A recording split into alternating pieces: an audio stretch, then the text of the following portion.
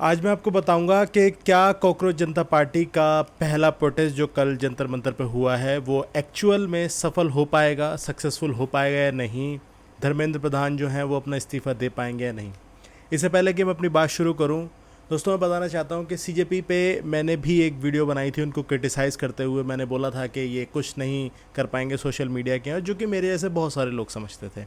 लेकिन कल के प्रोटेस्ट ने कहीं ना कहीं गलत प्रूफ किया, कहीं ना कहीं बताया कि युवा चाहे तो सड़कों पे आ सकता है।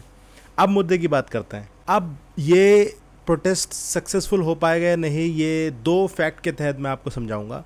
पहली बात तो आप देखिए कि 2014 में बीजेपी की सरकार बनी, उसके बाद हज़ारियों चीज़ें हुई। रेलवे के कई एक्सीडेंट हुए, क्या रेलवे मिनिस्टर ने इस्तीफ़ा दिया? हमारे देश पे बहुत सारे हमले हुए, क्या होम मिनिस्टर ने इस्तीफ़ा दिया? बृजभूषण सिंह जो कि स्पोर्ट्स मिनिस्टर थे, उन पे पहलवानों ने यौन शोषण का आरोप लगाया, क्या उन्होंने इस्तीफ़ा दिया?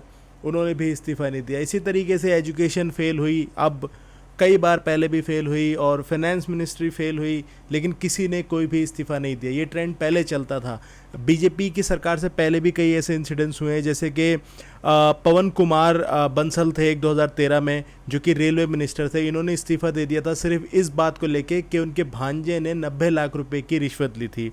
इसके बाद एक अश्वनी कुमार थे जो कि लॉ मिनिस्टर थे, इन्होंने भी इस्तीफ़ा दे दिया था। कोलगेट स्कैम हुआ था उस वक्त। मनीष सिसोदिया ने और सत्येंद्र जैन ने इस्तीफ़ा दिया, जो अभी एक लिक्वर केस चला। तो वो ज़माना और था जिसमें सरकार जब क्रिटिसाइज़ होती थी या सरकार कहीं ना कहीं फेलियर देखती थी तो वो खुद ब खुद इस्तीफ़ा दे देती थी।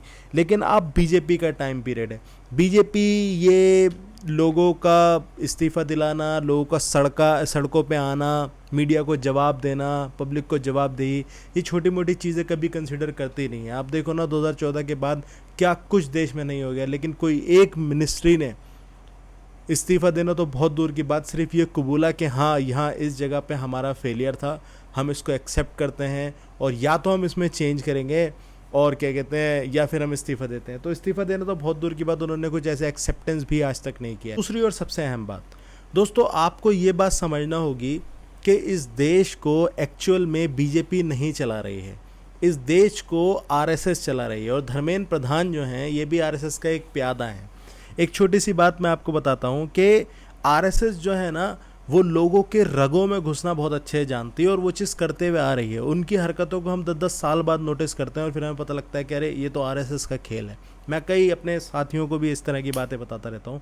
और आरएसएस पिछले कई सालों से एजुकेशन में घुस रही है। उनको पता है कि जब यूथ को बरगला दिया जाए, यूथ की रगों में ऐसी सोच बैठा दी जाए कि महात्मा गांधी कुछ नहीं थे और वीर सावरकर बहुत बड़े योद्धा थे और क्रांतिकारी थे, तो यूथ अगर कैप्चर हो गया तो ये पूरा का पूरा देश कैप्चर हो जाएगा, और वही कहीं ना कहीं हो रहा है। आप फैक्ट देखिए कि मैंने 2 कॉलेजेस किए हैं, एक कॉलेज जो मैं करके आया, एक कॉलेज जो मैं अभी कर रहा हूँ। दोनों के प्रिंसिपल जो हैं वो आरएसएस से थे। हमारे एक कॉलेज के प्रिंसिपल आरएसएस थे। उन 3 सालों में इतनी सुसाइडी हुई, इतनी चीज़ें हुई, हम इतने नारे लगाए उनके ख़िलाफ़, हम इतने प्रोटेस्ट किए, लेकिन वो इंसान का रिजिग्नेशन तो बहुत दूर की बात, उल्टा उनका प्रमोशन हो गया। वो दोनों कॉलेजेस के बन गए।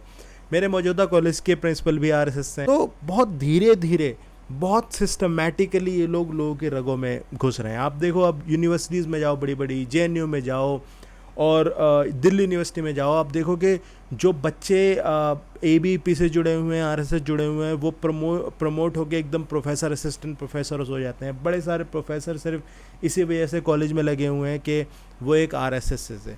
तो ये एक पूरा सिस्टम फेलियर है।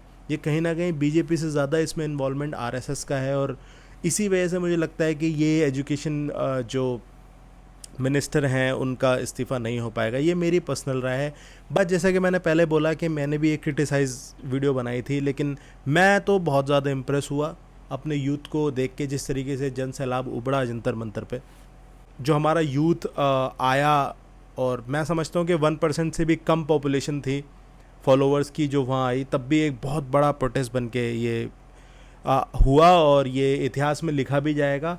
और मैं ये समझता हूँ कि ये एक बहुत बड़ी शुरुआत है। इस्तीफ़ा बहुत छोटी चीज़ रह जाएगी, लेकिन इसी तरह अगर जेन ज़ी जाग गया, जितना सिस्टमेटिकली वो आए थे, जितने मैं मानता हूँ कि जितना लॉजिकली एक एक लड़का, एक एक लड़की, नौजवान बच्चे जो हैं वहाँ पे प्रेजेंट थे, हमारे जैसा खून, वो जो लॉजिकली जितना बातों का जवाब दे रहे थे वो बड़ा इम्प्रेसिव था। और कुछ कुत्ते आए, कुछ सुअर आए जो कि हर जगह आ जाते हैं, sorry for my language, but मेरा एक एडवाइस यही रहेगी कि उनका काम ही है यार, उनको कल रिप्लाई भी देना मुझे नहीं लगा कि बहुत सही बात थी। बाकी सल्यूट है हमारे यूथ को, हम भी यूथ हैं, हम भी चाहते हैं कि इस तरह से सब चेंज हो, और हाँ बदलाव आएगा, कल एहसास हुआ कि बदलाव आएगा। Thank you.